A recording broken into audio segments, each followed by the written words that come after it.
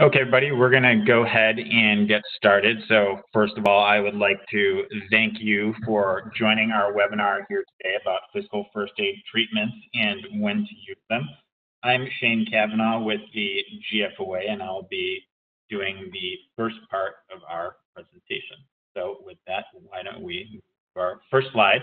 And this first slide is just a little review of the fiscal first aid process. So if you've been on some of our prior webinars, this may look familiar to you. And just want to do is show you where what we're going to talk about today fits in. So what we've got on the next slide is a little red circle that shows we're talking about step 5 of this process, where we're going beyond the earlier steps where we've maybe taken some very first actions to slow the flow of cash out the door.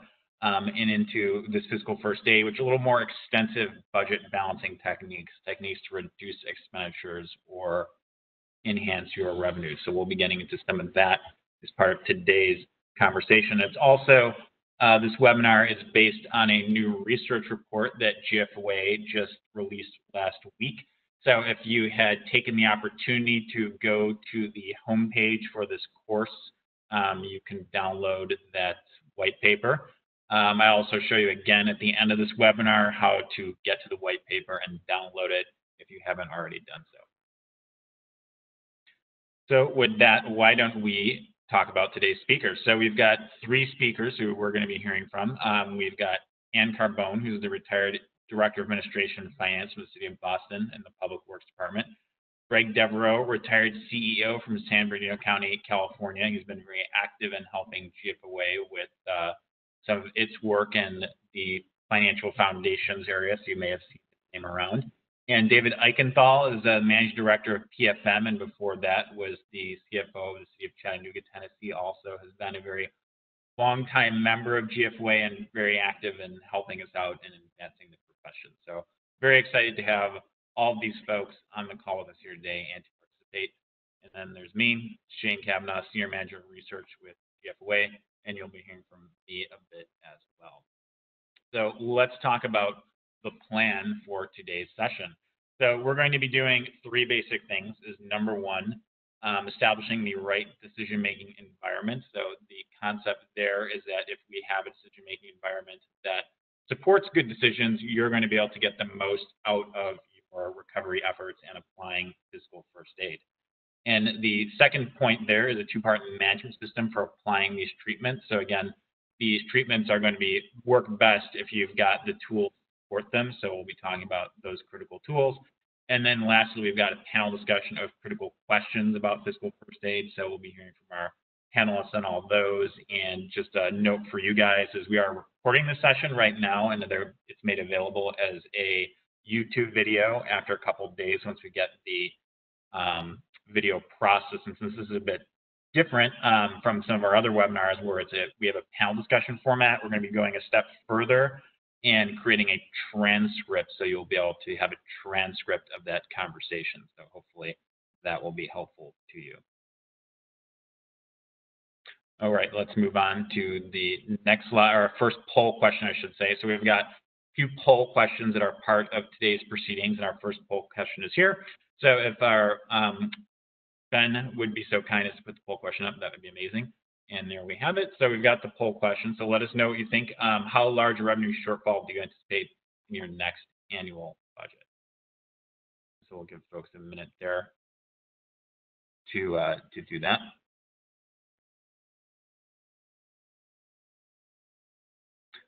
All right, and while people are filling that in, I am going to move on to the next slide. And Ben, you can just feel free to close that once a critical mass of folks have had a chance to reply to it.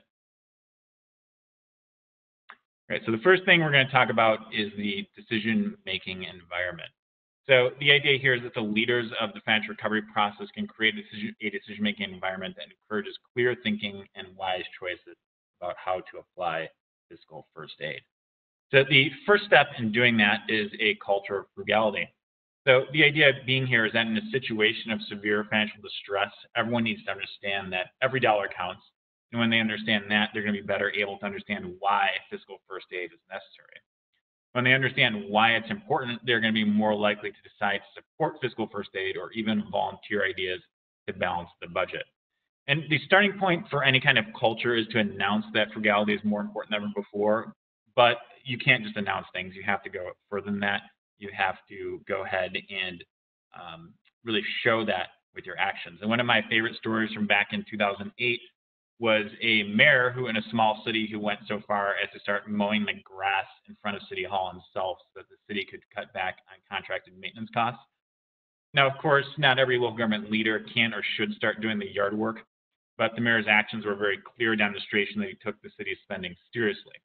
Now, there are other less dramatic ways local government leaders can send the same message, but as the mayor's action implies, the message is going to be best received if people can see that leadership is taking the same bitter medicine that they're asking other people to take.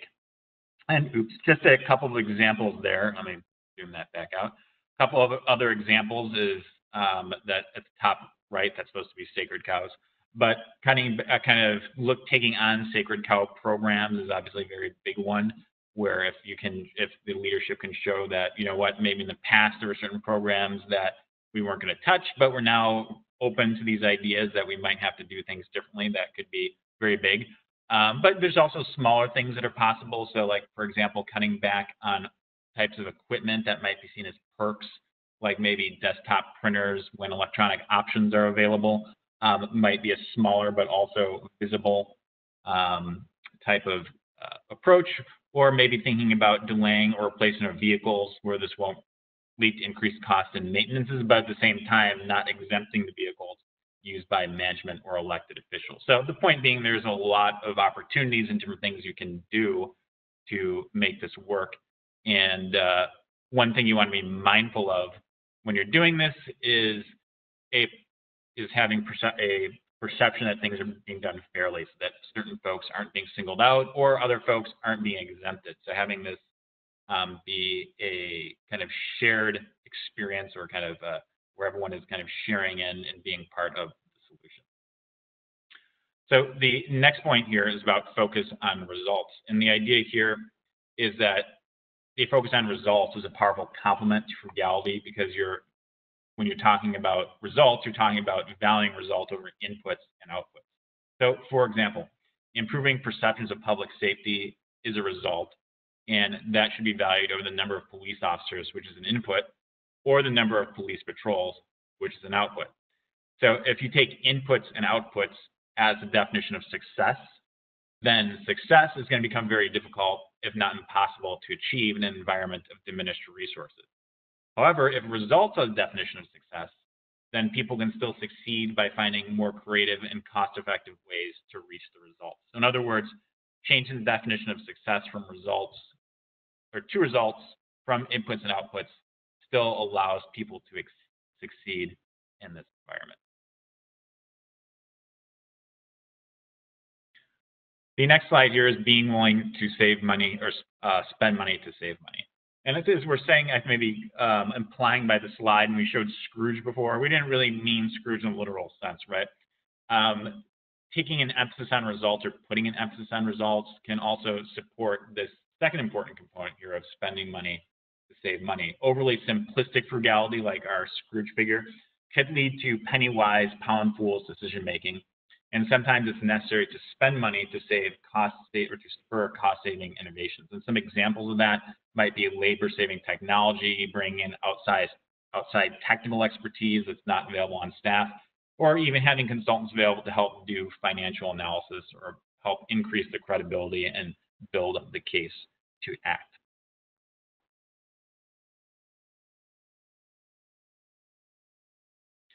The next slide here is about framing the crisis.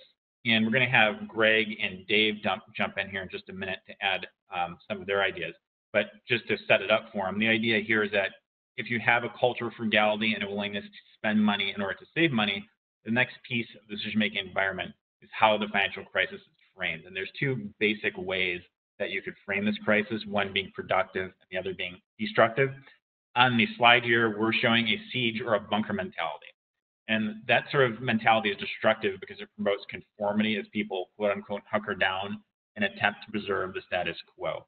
I think, Greg, you were going to jump in here to talk about your philosophy of cutting once, how that can be helpful in this Well, situation. yeah, it's really important that once you frame the crisis, that the actions of everyone within the organization are consistent with that narrative.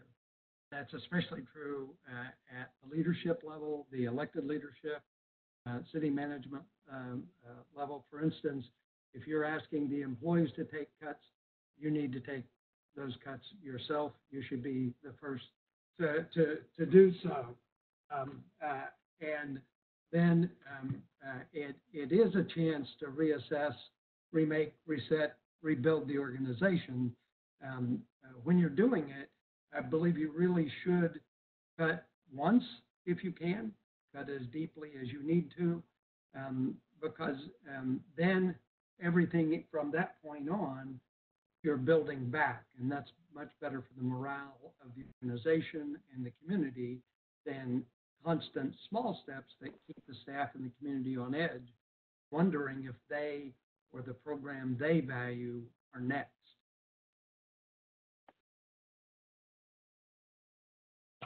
All right, thanks. That's right. David, please. Yeah, Shane, thanks. And first of all, thanks for the opportunity to be part of this webinar. I think the point that I wanted to emphasize, and I think you actually touched on this to a certain degree with the example of the mayor cutting the lawn. I just think it's incredibly important that as forthright and upfront that the finance director or the budget director is in addressing and really informing elected leadership about the nature of the crisis. The role that senior elected leadership could play, or a city manager, depending on the structure of the government, is really important. I think that particularly in the context of what we're seeing with COVID-19, the senior executives in leadership in government have sort of been first on the line and talking through exactly what's going on, exactly what the policies are with respect to the public health crisis. I think we're going to increasingly see that, and I think it's a good thing as we begin to grapple with the fiscal implications of the COVID-19 challenge. So I think some good examples of it already is, Mayor Cooper in Nashville was out front in talking about, a very tough budget proposal that he's now put before the Nashville City Council. And a friend of mine actually once said, you never hear bad news in State of the Cities. Actually, Mayor Garcetti in Los Angeles devoted the bulk of his State of the City to beginning to lay out the case for exactly some of the steps that the city of Los Angeles was going to have to take as a result of COVID-19, including fairly significant furloughs. So I think framing the crisis is important in terms of defining the message.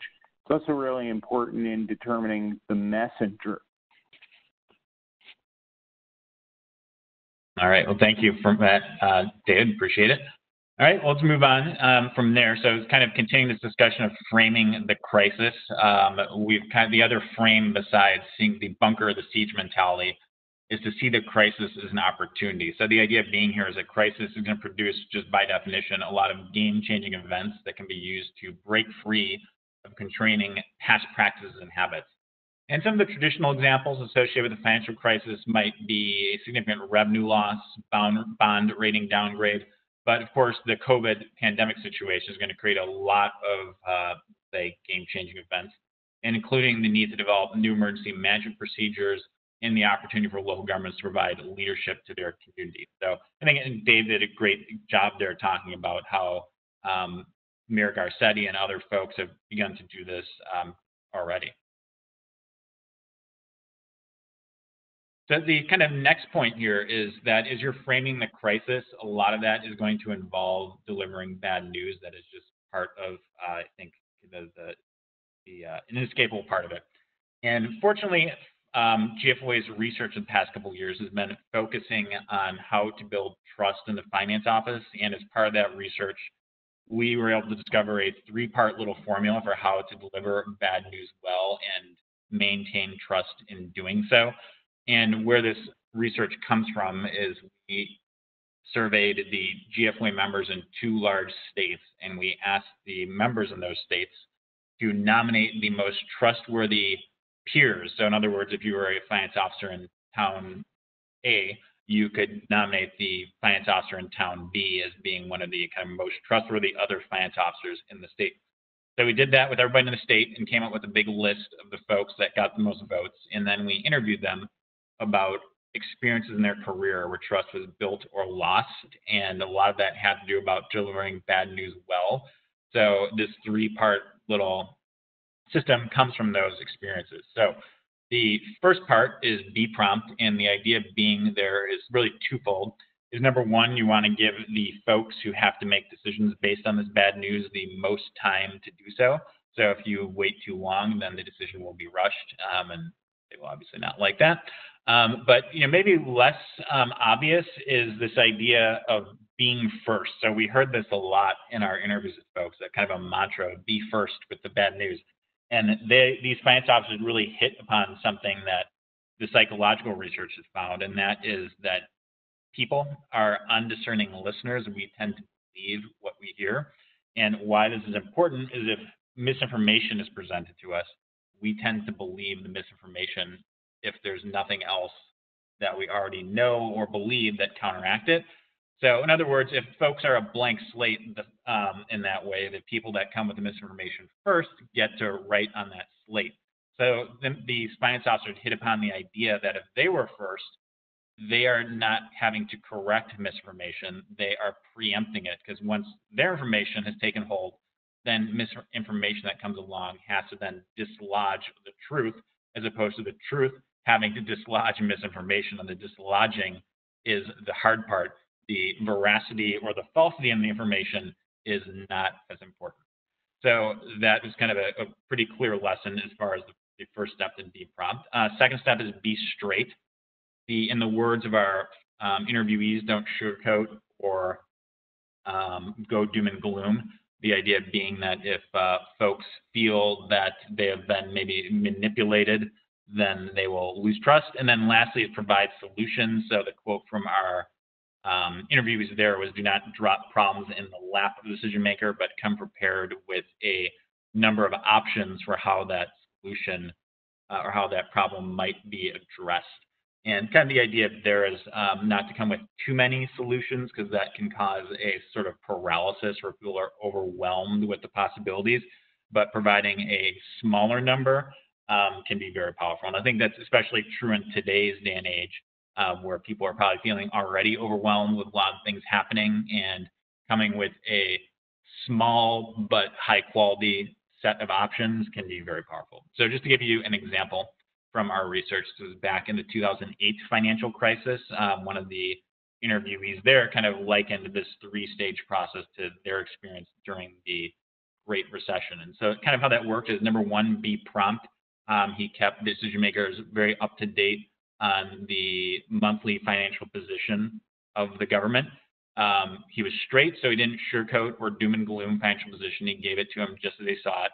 And third, he provides solutions, and that's actually what we're here today to discuss, is the fiscal first aid strategy. So he had different ideas for how the city could cut costs or enhance revenues, and that greatly increased his credibility and ability to lead the organization through the process. All right. Next, we have long-term forecasting and decision-making. So I'm not going to say a whole lot about this, because we're going to get Greg and Dave here to jump in about some of their thoughts on emphasizing the value of long-term thinking. But kind of just to set the stage, the basic idea is that the decision-making environment must ensure that the steps taken to achieve a balanced budget in the short term are consistent with the long-term goals of building a good, strong financial foundation. So with that, I think Greg and Dave are going to jump into some thoughts. And then Greg, I think last time you jumped on, there were some comments that your microphone was a little soft, so maybe if you could speak up on this time, that might help. Sure.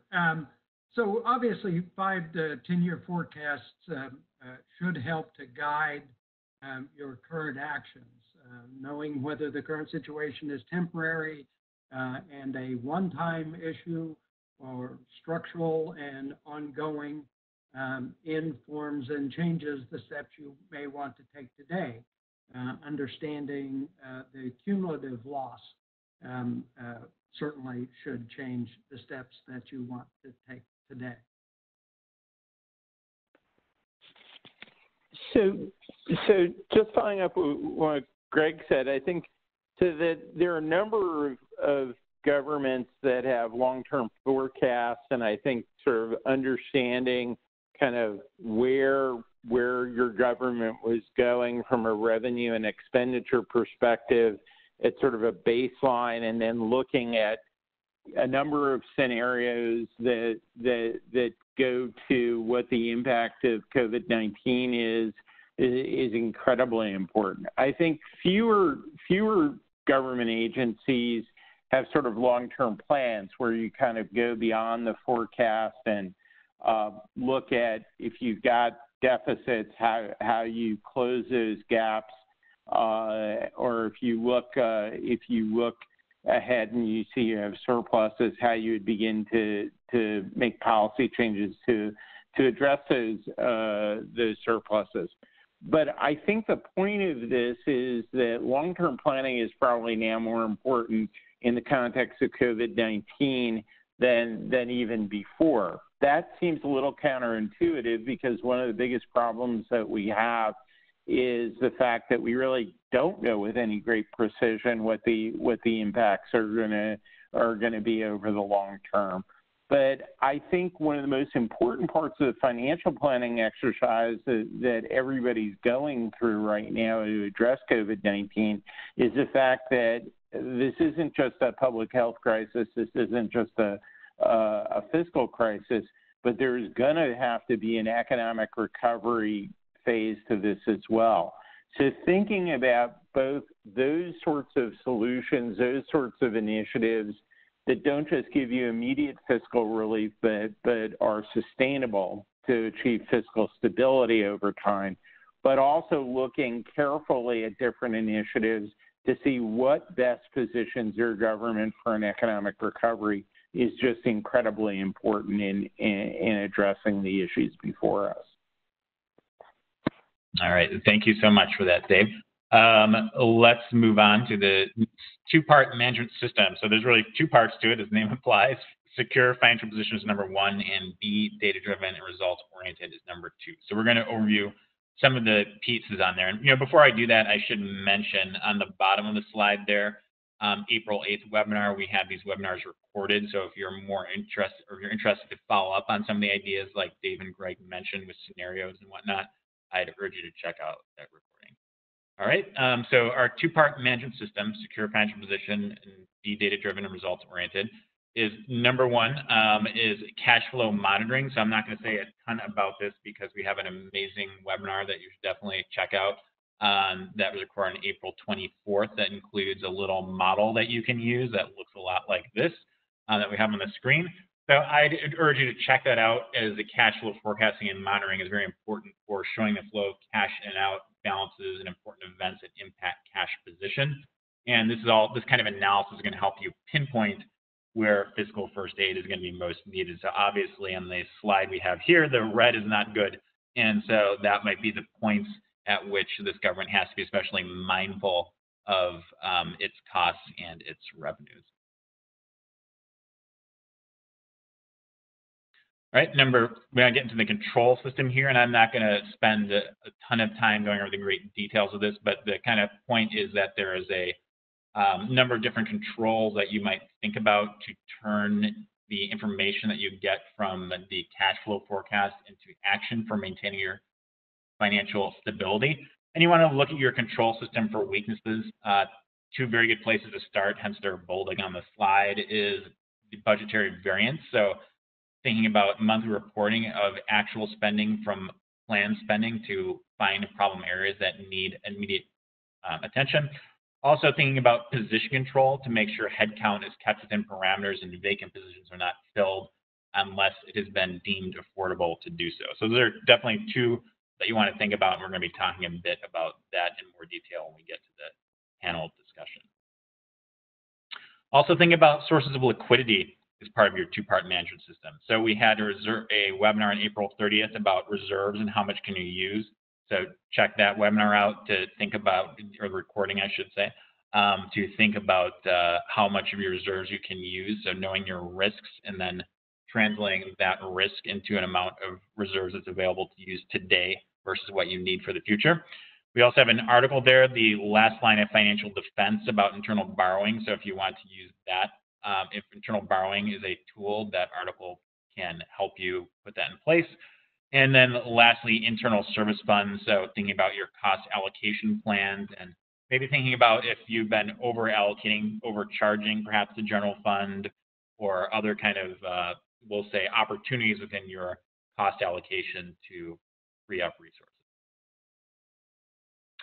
All right, moving on here is to make managers manage. So the idea being here is that the second part of our two-part management system was to be data-driven and results-oriented. So a good start to doing that is to making managers manage. So a little story I like to tell about this, and I think encapsulates it well, comes from Minneapolis, Minnesota, back in the 2008 era. And back then, the city had departments that would overspend their budgets, and the city's response first was to have budget analysts in each department and have the budget analysts attempt to convince the departments to spend within their means. That did not work, so the new option was for the finance director to remove the analysts and tell the departments they would now manage the budgets on their own, but if they went over budget, they would come before the city's Ways and Means Committee in a public meeting and explain why they were over budget and what they were going to do to fix it. So you might imagine that budgetary compliance went way up almost immediately. And kind of the lesson there is that actually reducing controls, and because the analysts were a form of controls and overhead essentially, reducing that and instead putting the onus on managers to make the right decisions can really pay off. And think about opportunities to do that when you're going through the recovery process.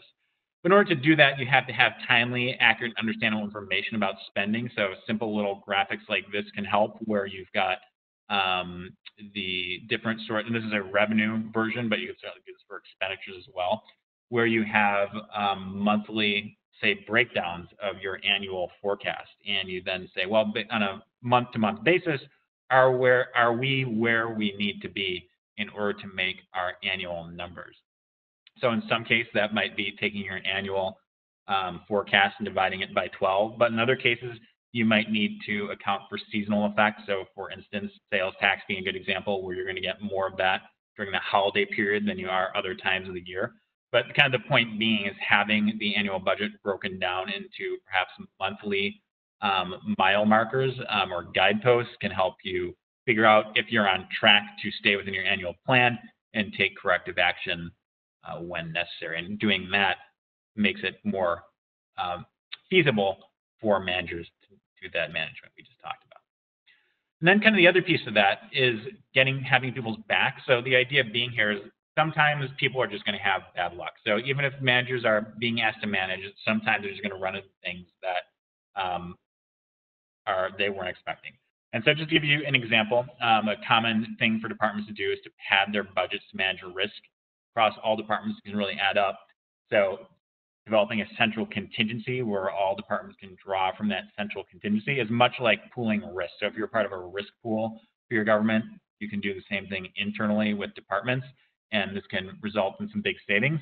However, you have to prove to folks that you've got their back for them to be able to do this. So this is a story from San Bernardino County, where essentially they did this kind of risk pool. The sheriff had an unexpected cost of a big manhunt they had to do for a rogue LA police officer. And the sheriff came to Greg and said, Greg, I'm blowing my budget. What do I do? And Greg essentially said, we've got your back. You do what you need to do for public safety. You let me worry about the money. And Greg, maybe you could say a bit about what that did for trust with the sheriff and also the other departments in San Bernardino County. Well, when you're looking at undesirable behavior, you have to determine undesirable organizational behavior. You have to determine, why is it occurring? Is it a performance issue, or is it a systems problem? In San Bernardino County, I came in right at the height of the the Great Recession. And though the county had a $5.5 billion budget, the general fund, which law enforcement came out of, sheriff, DA, probation came out of, was only 500 million, and yet the structural deficit was about 150 million. So we were looking at money everywhere, and in the midst of that, both the district attorney and the sheriff's department were regularly overrunning their budget. So we already had a budget crisis, and we're scrambling for every dollar. But then to get hit at the end of the year with significant overruns was a real problem. New sheriff came in, and I really, the budget analysts and I were really looking at their budget. You have to remember that both of those offices are independent elected officials, though the board and CEO have some say so over their budget. The sheriff nor the DA report to the board nor the CEO, when you really only have limited control over their budget, because being independent elected officials, you can't tell them how to spend it. Well, he didn't like the fact that I was asking lots of questions about his budget, and when I explained that I had to, we had to have a trust relationship, I couldn't manage the organization if people kept overrunning their budgets, and we had to make up for them or fill them at the last moment. And the more we talked, what became apparent was a lot of why they were overrunning, a lot of why they were padding their budgets was because they didn't have faith that the board or the CEO would support them if they had unexpected expenditures. And in law enforcement, those unexpected expenditures can add up pretty quickly.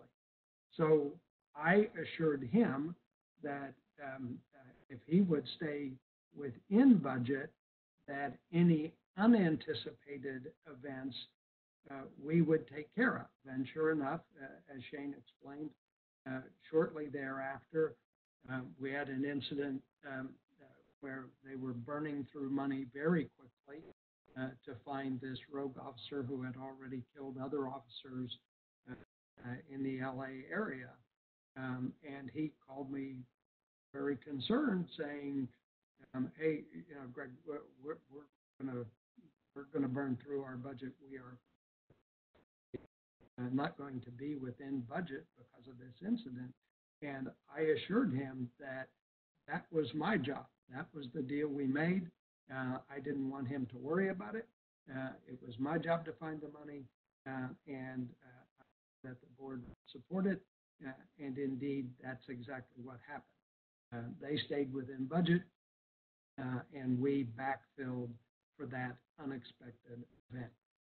And it built trust that then allowed other departments, the sheriff, being a very important separately elected official, often set the tone for even how departments that reported to the board and the CEO behaved.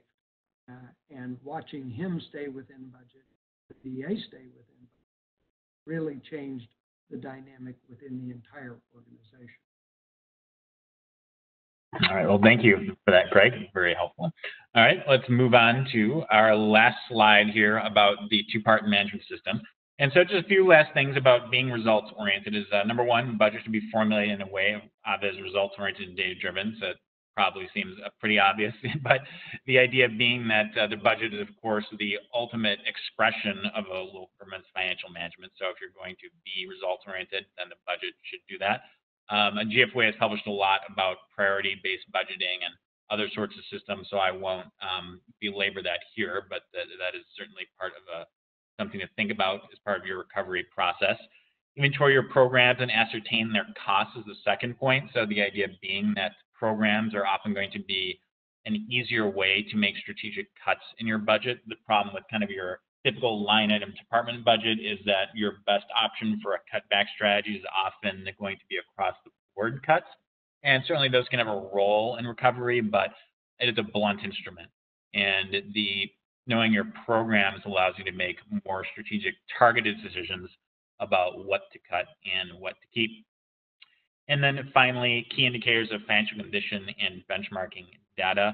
The idea being here is that benchmarks and these indicators provide a clue as where you might start looking. So just to give you an example, one school district, for instance, benchmarked the number of paraprofessionals they had in their district versus other districts, and they found that they were employing a lot more paraprofessionals than everybody else. And this didn't lead them to immediately reduce their paraprofessional budget. It was the clue that, hey, we should start looking into this. And they found out that they were using the paraprofessionals in a lot of roles for which they really weren't suited, and that the paraprofessionals were doing tasks that were really, quite frankly, pretty far outside their job description. And so this led them, hey, we are not making great use of this resource. Let's repurpose quite a bit of that budget. So again, the financial condition indicators and the benchmarks are clues, but these clues can really pay off. And starting to construct those clues can be very valuable around things like staffing levels, benefit levels, stuff like that. So with that, we are now going to leave the phase of the presentation here and move on to our panel discussion. And so what we've got here are just some primary treatments that are part of the white paper I mentioned earlier. And there's quite a few of them, and you can read all about them in the white paper. So our thought was that the best use of the rest of the time would not be to march through these different techniques, but rather to have a little panel discussion that would get at some of the key issues and give folks on the line a chance to answer their own questions. So we've got 7 key questions that we've identified, but as we're going, please use the question and answer feature of the webinar if you've got your own ideas for questions that you would like to see brought up. And again, you can read all about these on our white paper that is available right now. All right, so for the panel discussion, we've got the, again, open discussion, and I want to just reiterate there are no slides for the points the panelists will make. However, we are making a transcript of the discussion. I'm going to send it to you afterwards, so you don't have to furiously scribble notes or anything like this. You will get a transcript of what it said. And again, if you have questions for the panelists, please feel free to enter it in the Q&A feature. All right, so before we get to that, we have poll question number 2 is how large do you consider your government to be? So I think this will help our panelists here get a sense of the better sense of the audience as we're going through these questions.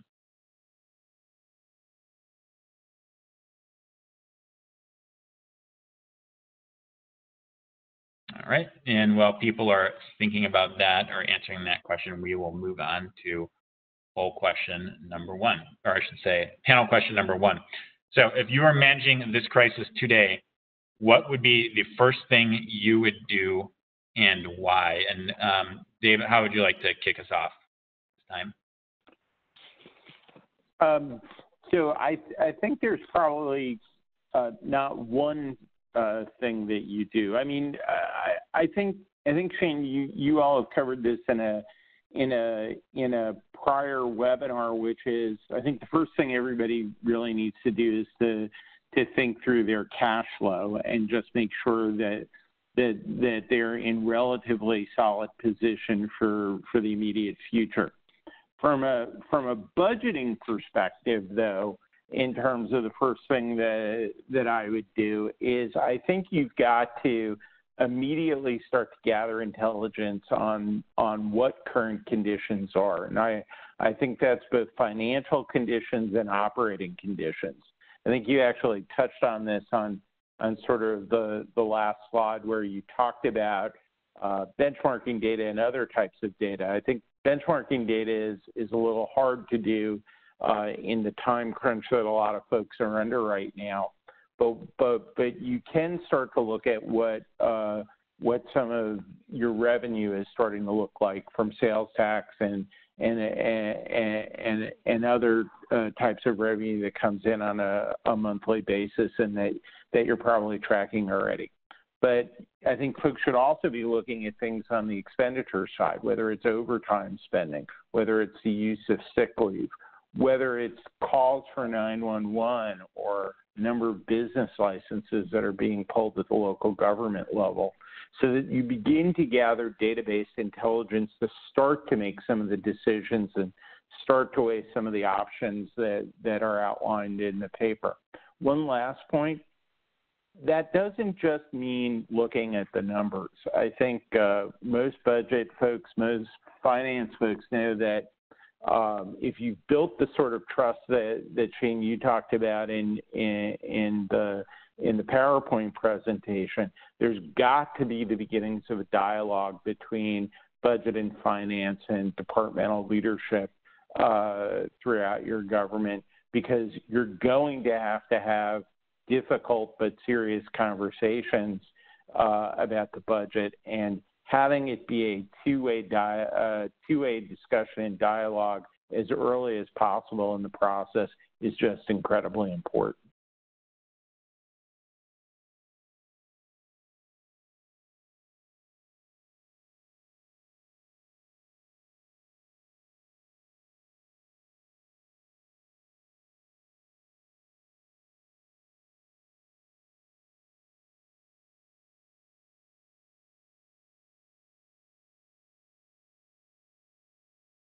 Hello, Shane?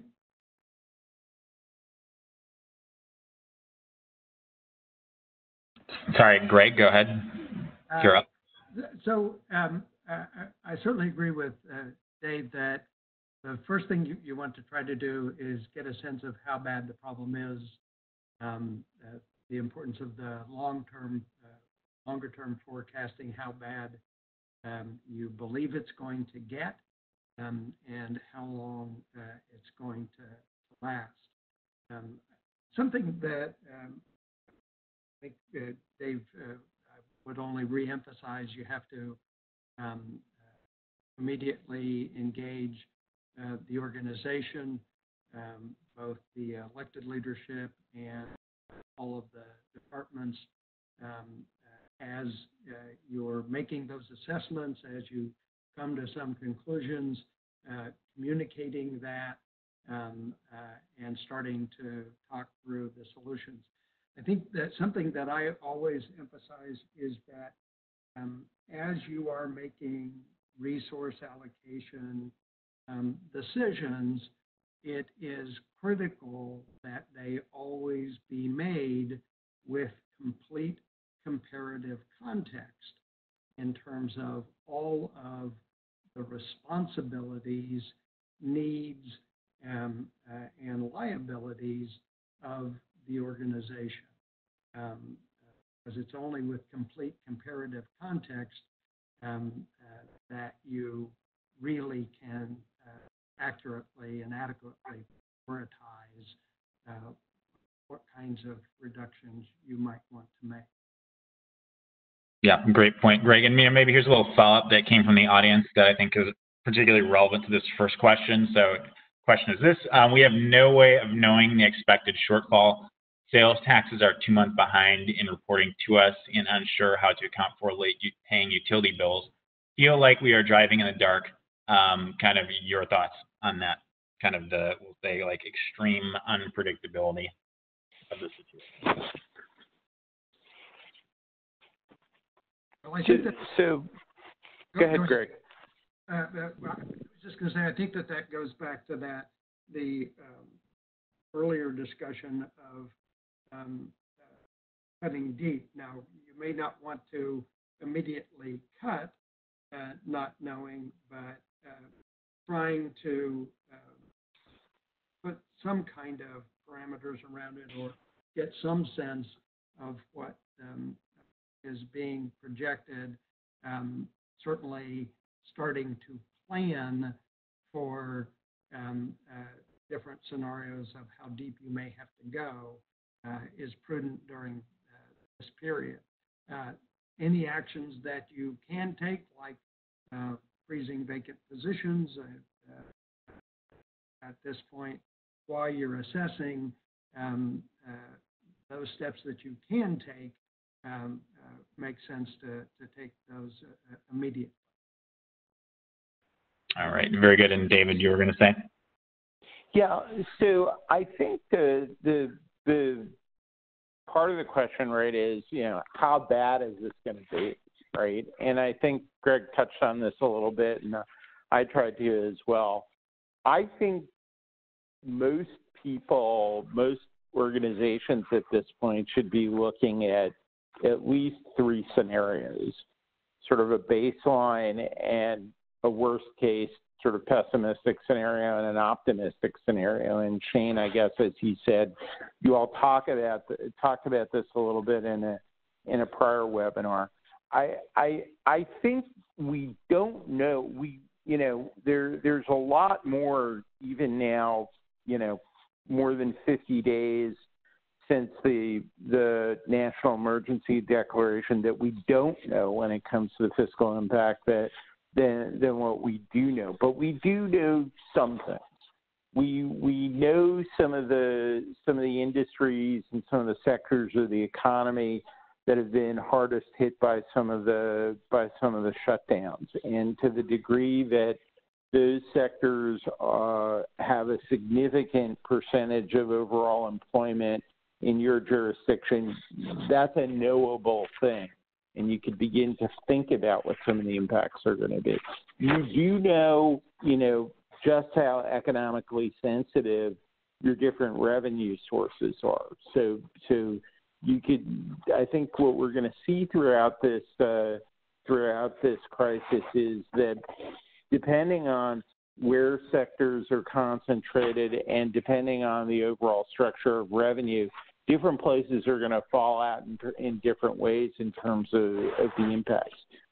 I think there's reason to believe that there are a lot of ways that the current crisis is very different than what we saw during the Great Recession. But generally, we do know what happened to most revenues during the Great Recession, and I think it's worth going back and looking at some historical data. And then I think, as both Greg and I suggested, as you're talking to department heads, as you're looking at data sources, whether there are any impacts that you're having on the expenditure side that you need to look at as well. Look, I think there's a huge amount of uncertainty. The likelihood that anyone is going to get this exactly right is pretty small, but to the extent that you're laying out sort of what the potential is and the fact that there is uncertainty and it can go from, not a terrible case, I hesitate to say a best case, to a worst case, I think helps the decision makers in the organization at least begin to grapple with just how far they're going to have to look and how deep they may have to cut or other actions they may have to take to address the fiscal crisis as well. All right, thank you, Dave. All right, well, why don't we move on to question number 2? And I feel we've touched upon some of this, like when Greg, you brought up providing comparative context being very important so you can know what to cut and what to keep. Certainly getting that sort of intelligence in place is going to be very helpful. But anything else you guys wanted to add maybe briefly to this one or any other like really key points? And then we maybe will move on to some of the other questions that get into specific, get into vacancy control and stuff like that.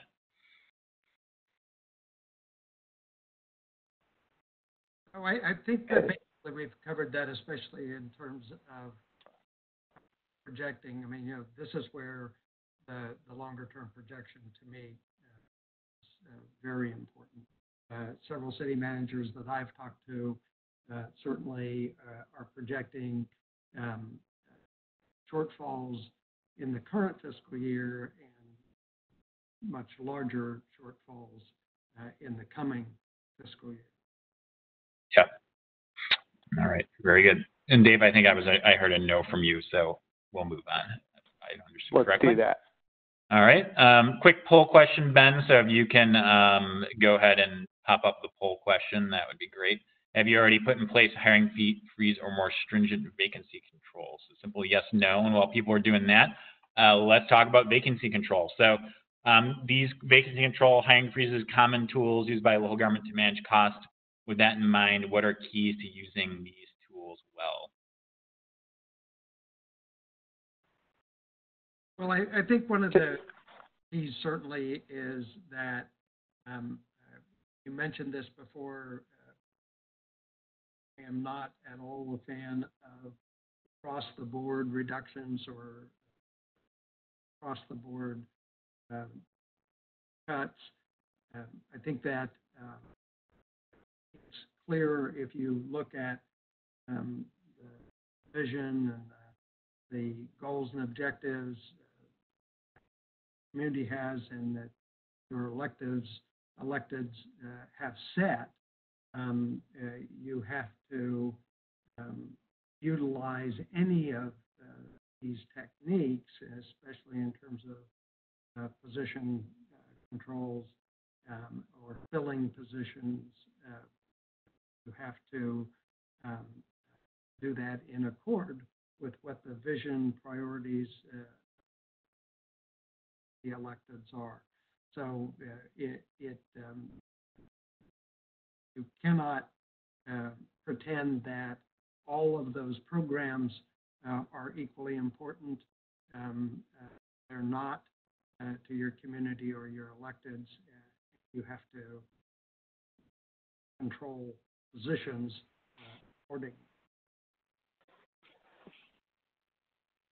All right.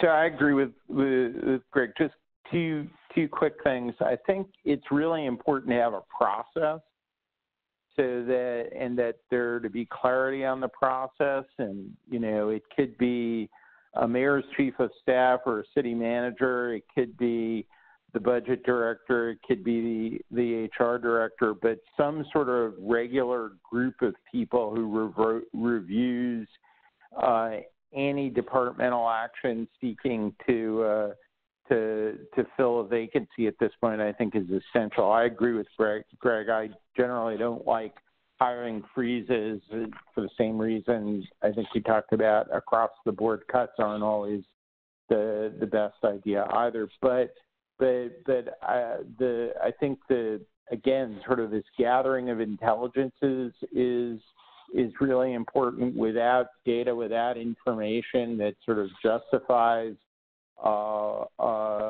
filling a vacancy, it could become a debate where, the department head says, I got to have it, and other people say we can't afford it, and it's hard to resolve without some sort of information. Last thing I'll say about this is I think a lot of people that I've seen have moved to vacancy control or hiring freezes, but at the local government level have exempted public safety. I don't think we're in a position to exempt anything at this point. I think you want to apply the same careful analysis in a vacancy control situation across an entire enterprise. Right. Great point. Yeah, I think your point there, Dave, is not that it's not important. It's just that if you have a process to go through deciding what is and what is not important, you will clearly fill, the public safety positions that you really need. But if you find ones that aren't so necessary, there's an opportunity.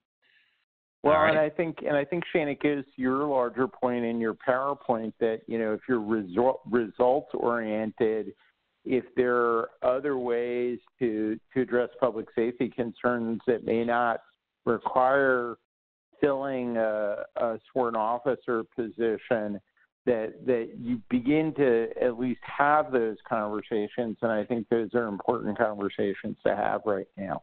They're probably important to have always, but they're certainly important right now. Agreed. All right, cool. Let's move on to panel or question number 4. Healthcare, large cost driver. What sort of things should local government be thinking about in terms of healthcare costs?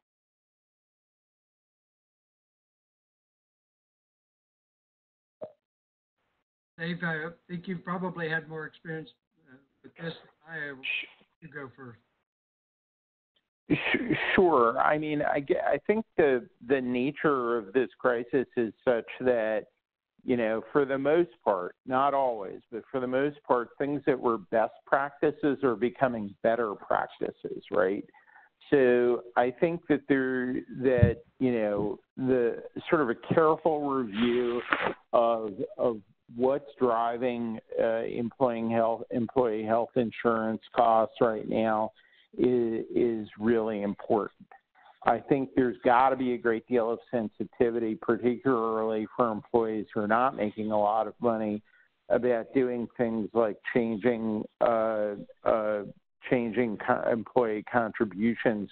But it's certainly something that's going to have to be looked at, just as we're at a point where a lot of places are looking at furloughs, looking at wage freezes, looking at potential changes in contribution rate is something as simple as doing an eligibility audit to make sure that everybody you're paying for are really people you should be paying for is pretty important right now. I think that maybe not in the immediate term, but in the intermediate term, the ability to look at potential savings related to wellness initiatives focused on employees is another area where there's some opportunity.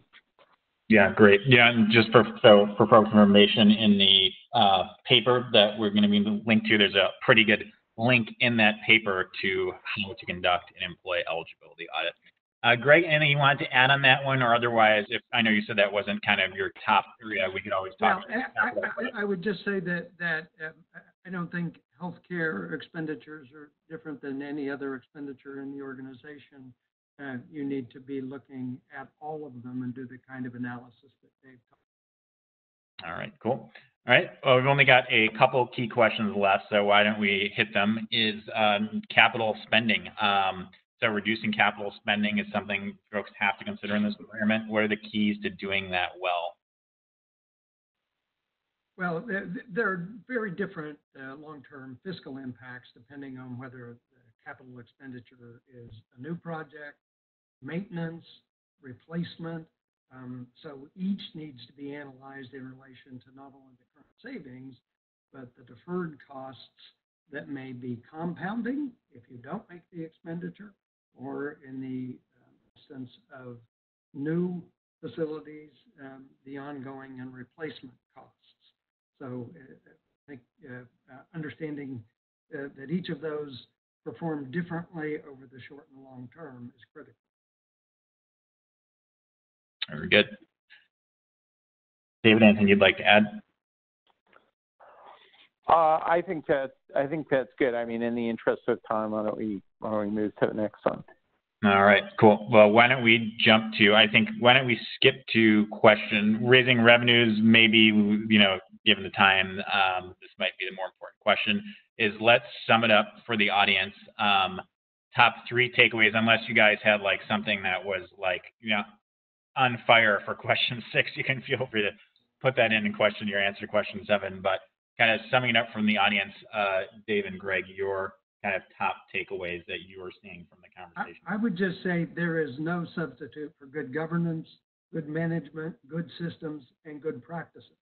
And any jurisdiction in which this is the norm will be better able to weather this crisis or any other crisis than an organization that's trying to establish the storm. Right, great point.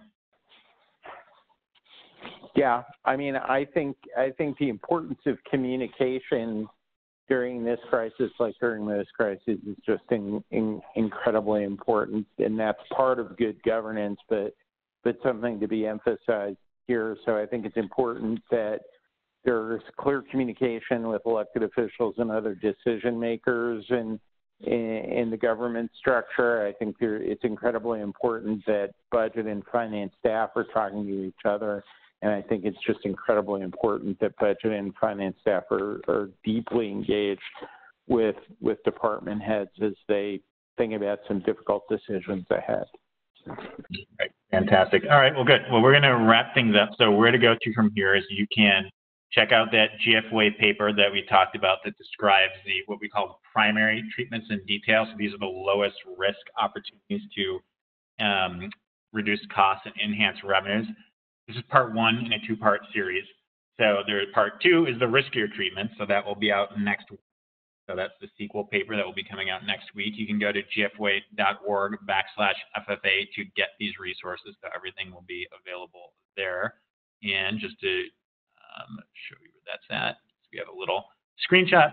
So if you go to Fiscal First Aid, you will see a list of all the courses, and you will just have to find the course. So you just go, it'll be upcoming training, it'll be past training, I guess, by the time you get there. But see where it says upcoming and past training, find the name of this course, click on it, and you will be taken to where the recording of this course will be, where we'll put the transcript. I'll also email you guys the transcript when it becomes available, and you can also get the paper there. So lots of stuff on this website. You can also see all those other webinars that I brought up earlier, so that you can click on all of them and check out past webinars as well. And then maybe also worth mentioning, because I know Dave and Greg brought up governance is very important. The financial recovery process has step 10, recovery leadership, so you can visit that step on the website to learn a bit more about that in terms of applying governance principles. And we'll be having, there's other items on that as well, and be managing the recovery program, so that part also has some guidance on governance. So a lot of information on that topic also available through the site.